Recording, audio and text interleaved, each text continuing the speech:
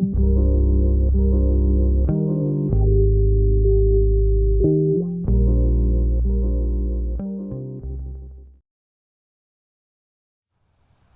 wasn't in the castle the night of the raid. I was away on business. The king had sent me out the month before. He was an old selfish bastard. The beloved king of the Saxons. Treated everyone like dung beneath his boots. That's one of the reasons why I was so eager to take the job and why I took my time coming back. I arrived the next day to find the castle in disarray. The king's head was on a spear and half the castle was still engulfed. Some of the surviving servants scattered about, not really knowing what to do or where to go. Can't exactly feel bad for them. I knew a day like this would come. I told them to be ready. I even asked them to let me prepare them. They all refused, and now we're here. All the castle guards are dead. The Vikings had taken everything. And the king didn't exactly have an heir, so I guess it's the end of the poor Sax legacy. Well, at least for this poor bastard anyway. The survivors will have to seek refuge in the village nearby. And to think, if I had left even a few hours earlier, I probably would have been caught in this attack as well. Luckily for me, being a spy certainly has its perks. I kept a secret room for such an occasion. I always thought our very own Saxons would be our downfall, but I guess not. I'm not broken over this. In fact, his execution was heaven sent for most. I've been trying to plan my departure for over a year now. This is just perfect. However, I'm intrigued. These Vikings, these symbols seem oddly familiar. I've heard a rumor of a new settlement south of here, just across the river. I've rode by there once before on my way home from another job. Not that it matters now. It may take a day to get there, but maybe it's high time I pay them a real visit. After all, it wouldn't be very neighborly of me not to. Currently, I'm posted on the top of their LongHouse. It's pitch black out here, and I've been sitting still for hours. There's buzz going around of her celebration. They speak of a celebration for her safe return and successful raid. I don't know who her is, but surely she'll be too busy celebrating to notice my presence at all. I made my way inside, carefully moving along the carved evergreen, sitting up high in the rafters, making sure to stay tucked away perfectly while still being able to see down into the stage. She stood proud, arm raised high above her head, mead in hand, giving a gaudy speech and riling up her people. So this is her, Kingslayer in the flesh. Definitely didn't expect a woman, as bad as that may sound. I'm just used to brutish men going to war with one another. Her speech came to a close, and the mead was toasted to victory and promise. The crowd dispersed to their own devices, and I crept closer. At this point, the temperature had risen significantly. There are many fires lit throughout the building, and many are dancing. It took a few drops of sweat obscuring my vision for me to notice I was sweating profusely. I saw her nose twitch slightly, her eyebrows furrowed immediately, searching for the source of the unfamiliar scent. Or is it familiar? She was in the castle, in my room. But how can she scent me from so far away? Is it a Viking thing? I saw her head swivel in my direction. I backed up quickly, making sure I was fully out of sight. Unsure whether or not I've been seen yet. I'm not going to stick around to find out. As quickly as possible, I shuffled backwards, turning, trying to get out the way I came, but getting turned around. It's already rather dim in here, and even more so the higher you go up.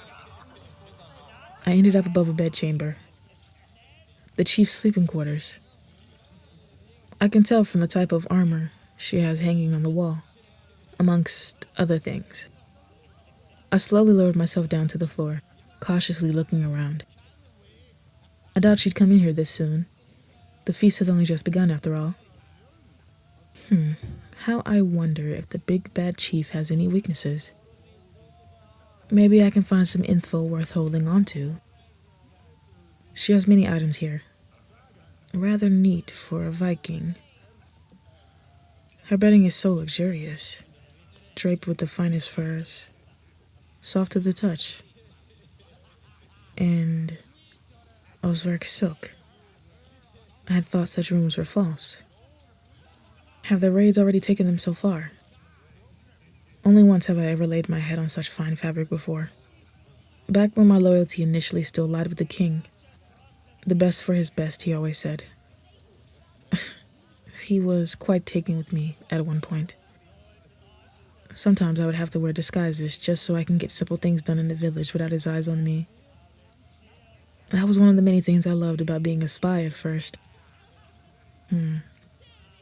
But after a while, having to live a lie like that becomes easier and easier to forget who you were before. I'm glad I don't have to live like that anymore. She had a small array of trinkets on her bedside table, neatly lined up.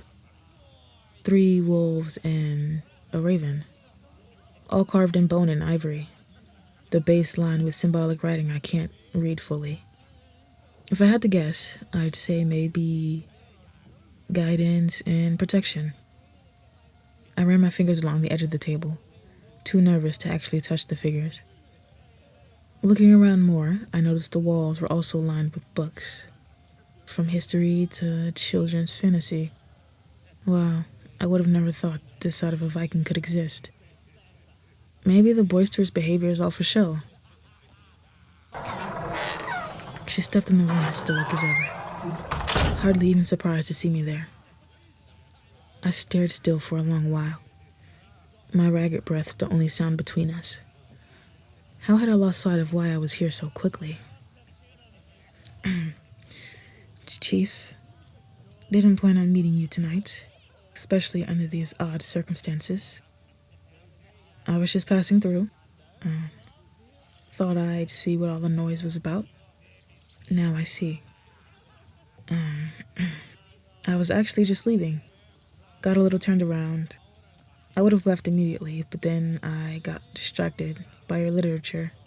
I don't think she's believing any of this.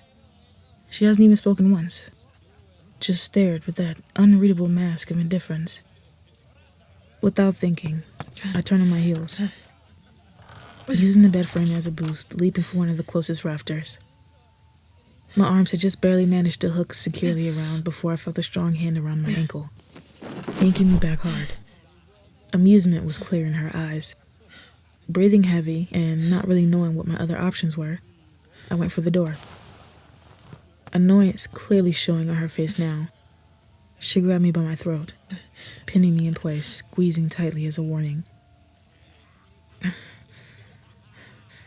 Well, Viking, you caught me. Now what? Her face drew closer, leveling with mine. Hardly an inch between us. Do you fancy me, Kingslayer? The intensity in her eyes flushing my cheeks. Our lips grazed ever so slightly. I moaned at the taste of mead on her lips. Her grip on my neck loosened and dropped to my waist, clad in leather. This is a shocking development, but it's better than her trying to kill me. I assume the mead has much to do with this. I'll have to be gone before she comes back to her senses. She made quick work of my garments. The air around me, even though warm, gave my body a chill from being exposed. As the material fell to the floor with a thud, my hand simultaneously worked at her armor. After only a few seconds, she disconnected our kiss and pushed me back on the bed. She stood at the foot of the bed and began making a show of removing her layers of thick armored leather, piece by piece. I bit my lip with anticipation.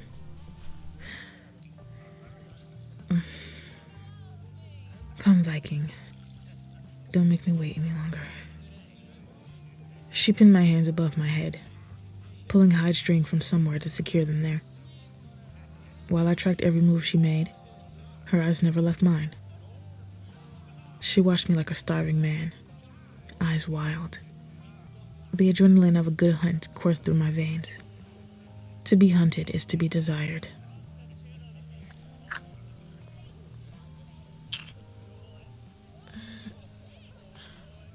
Chief.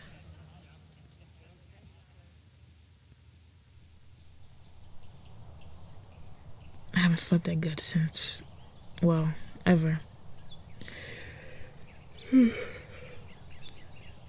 The scent of citrus and sandalwood filled my nose. This bed is so soft, so much softer than my own. Shit, how long have I been here? Did I fall asleep?